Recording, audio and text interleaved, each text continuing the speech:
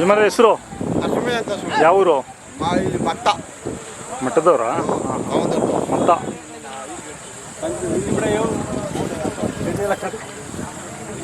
ಮಧ್ಯಾಹ್ನಕ್ಕಿಲ್ವಾ ಎಲ್ಲ ನಿಮ್ಮೂರವ್ರು ಎಷ್ಟು ಜನ ಹಾಕಿದ್ದಾರೆ? ನಮಗೆ ಒಂದು 4 ಜನ ಅವ್ರೆ. 4 ಜನ ಇದ್ದಾರಾ? ನೀವು ಎಷ್ಟು ಜೊತೆ ಹಾಕಿದ್ದೀರಾ? ನಾವು 6 ಜೊತೆ ಹಾಕಿದ್ದು. ಎಷ್ಟು ಜೊತೆ ಕೊಟ್ಟಿದ್ದೀರಾ? 3 ಜೊತೆ ಕೊಟ್ಟಿದ್ದೀವಿ. ಈಗ 3 ಜೊತೆ ಇದಾವ? ಇದೆಲ್ಲ ಒಂಟಿ ನಿಮ್ಮದೇ? ಒಂಟಿ ನಮ್ಮದೇ. ಹಬ್ಬ ಮುಗಿಸ್ಕೊಂಡು ಬಂದ್ರ ಜಾತ್ರೆಗೆ? ಹಬ್ಬದ ದಿನ ಬಂದು ಗುರುವಾರ ಎಲ್ಲ ನಾಳೆ ಎಲ್ಲ ಖಾಲಿ ಆಗ್ಬಿಡ್ತವೆ. ನಾಳೆ ನಾಡ್ದು ಖಾಲಿ ಆಗ್ಬಿಡ್ತವೆ. ಏನು ಹೇಳ್ತಿದ್ದೀರಾ ವ್ಯಾಪಾರ? 120 ಇವು? 120 ಇಲ್ಲ ಕೂಟ್ಲವು.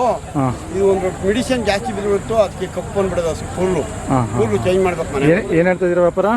360 ಹೇಳ್ತಾ ಇದ್ದೀವಿ. ಇಷ್ಟು 360. ಹೆಂಗ್ ಸ್ವಾಮಿ ಹಿಂಗೆ ಹೇಳ್ದ ದನಗಳು ರೇಟು? ಏನು ಮಾಡೋಣ ಸ್ವಾಮಿ,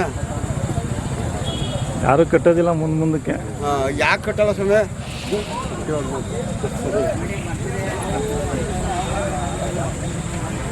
16 ಲಕ್ಷಕ್ಕೆ ಎತ್ತಾಳು ಕಟ್ಟವ್ರೆ.